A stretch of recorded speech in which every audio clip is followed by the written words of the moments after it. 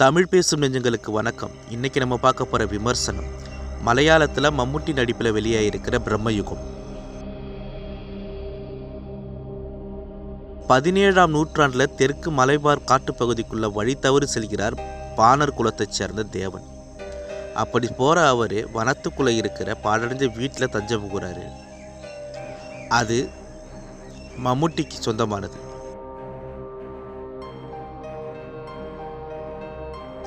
அங்கு அவரும் அவரது சமையல்காரரும் வசித்து வராங்க.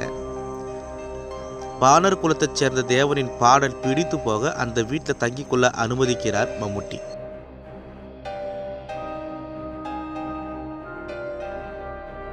வீட்டுக்குள் நுழைந்த நாள் முதலே மர்மங்களை உணரத் தொடங்கும் தேவன் ஒரு கட்டத்தில் அங்கிருந்து வெளியேற முடிவு செய்கிறாரு. தனக்கு சொந்தமான அந்த வீட்டில் தான் நினைக்கும்படிதான் நடந்து கொள்ள வேண்டும் என எச்சரித்து கட்டளையிடுகிறார் மம்முட்டி. நாட்கள் நகர்கிறது. வீட்டை விட்டு தப்பிச் செல்லும் முயற்சியில் தோல்வி அடைகிறார் தேவன்.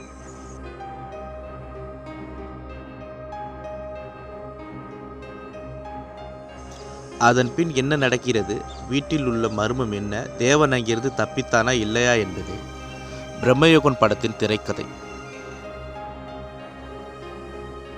கண்ணூர் ஸ்குவாட், காதல் தி கோர், இப்பொழுது பிரம்மயுகம்னு மம்முட்டி தொட்டதெல்லாம் தொடங்குகிறது.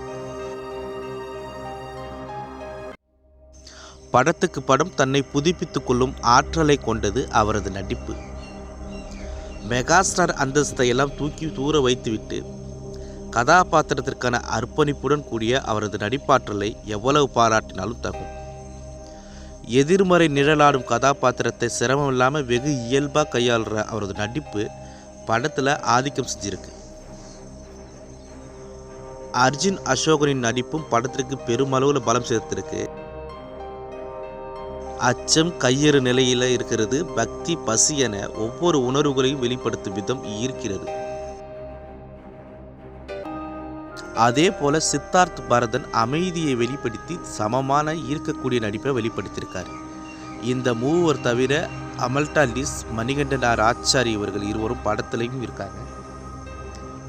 பெரிதாக இவர்களுக்கு காட்சி இல்லை என்றாலும் கதாபாத்திரத்துக்கு தேவையானதை செஞ்சிருக்காங்க.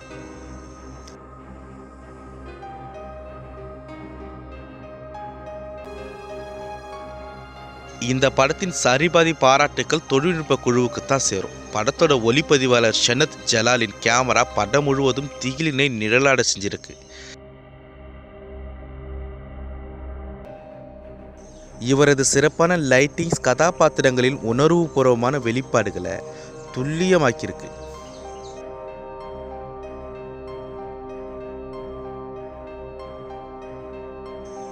இசையமைப்பாளர் கிறிஸ்டோஸ் சேவியரின் பின்னணி இசையும் எடிட்டர் ஷபிக் முகமது அலி கர்ஸும் காட்சிக்கு காட்சி விறுவிறுப்பை கூட்டியிருக்கு.